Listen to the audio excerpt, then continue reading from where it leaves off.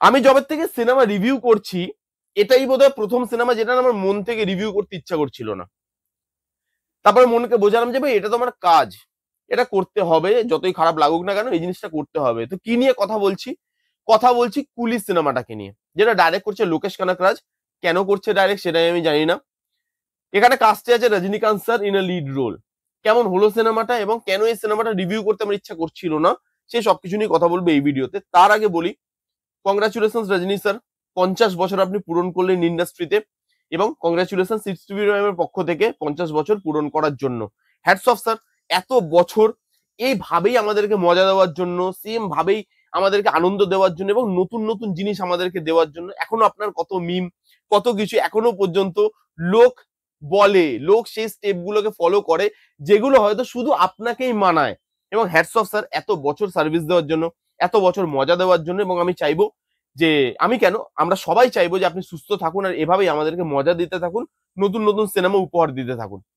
তো দেখুন, হাইপ প্রচুর ছিল, লোকেশ কানাকরাজ ডাইরেক্ট করছে এটাকে, তার প্রিভিয়াস যে কাজ সেগুলো দেখে মানুষের হাইপ ছিল তুঙ্গে। তার মধ্যে রজনী স্যারের 50 বছর পূরণ হচ্ছে ইন্ডাস্ট্রিতে, সেখানেও একটা লোকের হাইপ ছিল যে তাকে কিভাবে ট্রিবিউট দেওয়া হচ্ছে, তার এই যে জার্নি, তার এই যে সাকসেস, সেটাকে কুলি দিয়ে কিভাবে ডিফাইন করবে একজন সুপারস্টার ডাইরেক্টর। এই সিনেমাটা যেভাবে মুখ থুবড়ে পড়ে না দর্শকের সামনে, মানে বিশ্বাস করুন এই সিনেমাটা দেখছিলাম আর আমি ভাবছিলাম যে এই সিনেমাটা তুমি কেন বানালে লোকেশ কানাকরাজ, কেন তুমি এই সিনেমাটা বানালে? এর থেকে অনেক বেটার সিনেমা রজনী স্যার ডিজার্ভ করে তার 50 বছর পূরণ করার জন্য। কি গল্প নিয়ে তুমি সিনেমা বানাচ্ছ? একটা সিম্পল গল্প, একটা রিভেঞ্জ স্টোরি, যেখানে রজনী স্যারের বন্ধু মারা যাচ্ছে। রজনী স্যার একটা টাইমে একটা লাইফ লিড করতো, সেখান থেকে এখন সে অনেক দূরে চলে গেছে, তার বন্ধু মারা যাওয়াতে সে ফিরে আসছে এবং সে পুরোনো লাইফটা আবার ফিরিয়ে আনছে। এবার কে কে তার শত্রু, কাকে কাকে তাকে মারতে হবে, কে কে তার বন্ধুকে মেরেছে, কিভাবে বদলা নেয়, এই নিয়েই গোটা সিনেমাটা। তাহলে সিনেমাটাকে এত টেনে এত বড় করার, এত এত ক্যারেক্টার ঢোকানোর, এত সাবপ্লট ঢোকানোর কি দরকার আছে? আমি প্রথমেই বলে দিচ্ছি, রিভিউটা না আমি ওই মানে পজিটিভ দিক নেগেটিভ দিক এভাবে করবো না, কারণ এই সিনেমাতে না পজিটিভ দিকে আমার কিচ্ছু লাগেনি।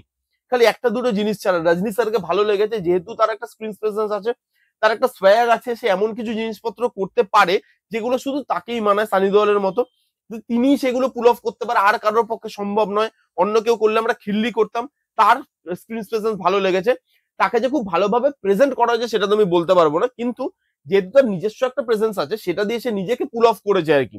সে সে ওই মানে লোকেশ কানাকরাজের ভরসায় থাকেনি, সে নিজেকে পুল অফ করেছে এবং সেই জায়গাটা ভালো। লুক অ্যান্ড ফিলটা ভালো, টাকা পয়সা খরচা করেছে বোঝা যাচ্ছে, এবং অনেক আর্টিস্ট আছে, অনেক পারফর্মার আছে, তাদেরকে জায়গা দেওয়া হয়নি ঠিক মতো, কিন্তু অনেক পারফর্মার আছে, কাস্টিংটা ভালো ছিল। এবার এই সিনেমাটা না গলত কোথায় রয়ে গেল? এই সিনেমাটা প্রথমত তো সিনেমা নয়, এটা না একটা ফ্যান ক্যাটার করা হয়ে গেছে। মানে এটা দেখে আপনি বুঝতে পারবেন যে লোকেশ কানাকরাজ রজনী স্যারের খুব বড় ভক্ত। সে রজনী স্যারের 50 মানে তার যে 50 বছর পূরণ হচ্ছে ইন্ডাস্ট্রিতে, সেখানে তাকে একটা ট্রিবিউট দিতে চায় ফ্যান বয় হিসাবে, এবং সেই হিসাবে এই সিনেমাটা বানানো। ভাই সিনেমাতে কোনো কিছুই ওয়ার্ক করছে না, গল্পের মধ্যে কিচ্ছু নেই যেটা নিয়ে এত বড় একটা সিনেমা টানা যায়। এখানে যে যে ক্যারেক্টার গুলোকে ঢোকানো হয়েছে তাদের কাজ নেই, যে যে যখন ইচ্ছা চলে যাচ্ছে, যে যখন ইচ্ছা চলে আসছে, মানে সেখানে স্ক্রিন প্লেতে কি কাজ তাদের, কেন আসছে, কেন যাচ্ছে, জাস্টিফিকেশন তো দাও। টুইস্ট অ্যান্ড টার্নস, হাজার হাজার টুইস্ট অ্যান্ড টার্নস চলে এলো। ভাই এত ছোট ছোট টুইস্ট অ্যান্ড টার্নস যেগুলো প্রেডিক্ট করা যাচ্ছে, মানে অলরেডি দর্শক প্রেডিক্ট করতে পারছে, কারণ দর্শক অনেক সিনেমা দেখে এখন। দর্শক এখন আগের মতো নেই যে তারা খালি এক মানে অল্প জায়গায় বন্দি, নিজের ইন্ডাস্ট্রি খালি সিনেমা দেখে, বাইরের কন্টেন্ট দেখে না, এরকম জিনিসটা নয় এখন। তো সেখানে তোমাকে নতুনত্ব আরো অনেক জিনিস আনতে হবে। এখানে ছোট ছোট টুইস্ট অ্যান্ড টার্নস দিয়েছে এবং সেগুলো অনেক দিয়েছে, দরকার ছিল না। একটা দুটো দাও, বড় দাও, ধামাকেদার দাও, তাহলেই হয়ে যেত। এখানে তুমি একজন সুপারস্টারকে নিয়ে কাজ করছো, তার 50 বছর সে পূরণ করছে ইন্ডাস্ট্রিতে, সেখানে তাকে তুমি একটা ট্রিবিউট দিচ্ছ, তার এভাবে প্রেজেন্টেশন। এত ভালো ভালো অ্যাক্টর নিয়েছো, তাদেরকে কোনো ইউজ নেই স্ক্রিন প্লেতে। নাগার্জুনা স্যারকে নিয়েছে এখানে ভিলেন হিসাবে, এত উইকেস্ট ভিলেন আমি তো জীবনে দেখিনি। মানে ছোট ছোট ভিলেন কেউ না এর থেকে ভালোভাবে প্রেজেন্ট করে। সেখানে সে কিভাবে নাগার্জুনা স্যারের ক্যারেক্টারটাকে ওয়েস্ট করেছে। সবিন সাহির কি জন্য আছে আপনি বুঝতেই পারবেন না, তার পারফরমেন্স আউটস্ট্যান্ডিং, কিন্তু তার পারফরমেন্সটা জাস্টিফাই করার জন্য তাকে সেই জায়গাটা বা তার ক্যারেক্টারটাকে সেই শেপটা তো দিতে হবে। সবিন সাহিরের ক্যারেক্টারটা কি কি করছে কি আপনি কিছু, আপনার না মনে হবে যে এই ক্যারেক্টারটাকে এভাবে কেন প্রেজেন্ট করা হচ্ছে। উপেন্দ্র, কোনো আনসার নেই। আমির খান, কেন, কোনো আনসার নেই। সত্যরাজ স্যার, এভাবে একটা ভালো অ্যাক্টরকে আপনি ওয়েস্ট করছেন, টুইস্ট এন্ড টার্নস ওয়ার্ক করছে না, পাস্টার প্রেজেন্টের মধ্যে যে আপনি মানে শিফট করছেন সিনেমাটাকে, ওখানে জার্ক লাগছে দেখতে, সেই একই ধরনের মানে জেলারের মতো অ্যাকশন, বা এর আগের রজনী স্যার যেরকম ধরনের অ্যাকশন করে এসছে ওরকম ধরনের অ্যাকশন। তাহলে আপনি দর্শককে নতুন কি দিচ্ছেন?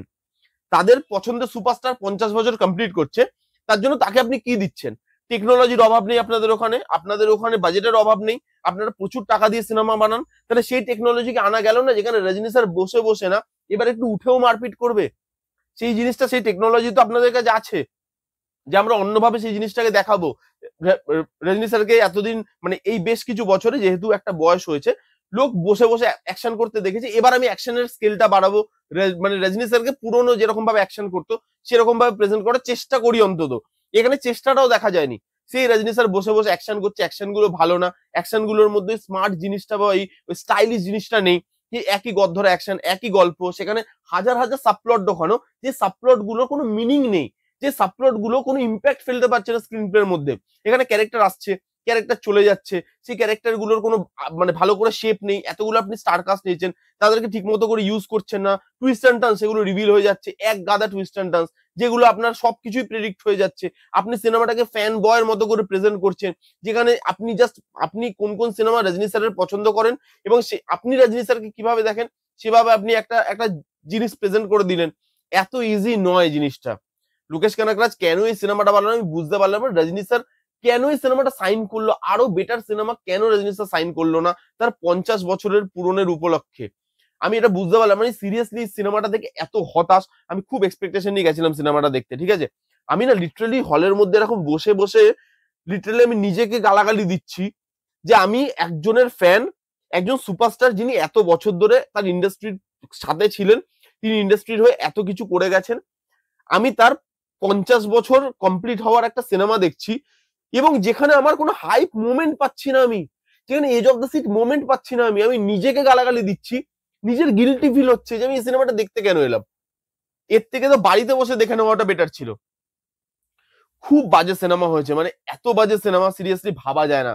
মানে কুলি এই যে বক্স অফিস কালেকশন আমি কথা বলেছি, দেখবেন ডে 1 ডে 2 এই যে বক্স অফিস কালেকশনটা করছে না, শুধুমাত্র রজনী স্যারের সাকসেসের জন্য, শুধুমাত্র রজনী স্যারের ফ্যান ফলোইং জন্য, মানে ফ্যান ফলোইং এর জন্য।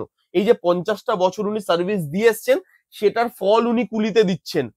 কুলি কোনো এক্সট্রাঅর্ডিনারি সিনেমা নয়, কোনো রকম কোনো সেই জিনিসটা নেই কুলির মধ্যে, যেই জিনিসটা রজনী স্যারের স্টারডামটাকে ডিফাইন করতে পারে আলাদা করে। West, time waste cinema. আপনারা কারা কারা কুলি দেখেছেন আপনাদের কি মতামত কমেন্ট করে জানান। যারা যারা এর পরেও কুলি দেখতে চান জান গিয়ে দেখতে পারেন। এই ছিল রিভিউ, কেমন লাগলো রিভিউটা জানাতে ভুলবেন না। ভালো লাগলে please give a Thums up, like করবেন, কমেন্ট করবেন, শেয়ার করবেন, চ্যানেলটাকে মাস্ট সাবস্ক্রাইব করবেন। দেখা হচ্ছে নেক্সট কোনো ভিডিওতে, ততক্ষণ bye bye, take care and be safe.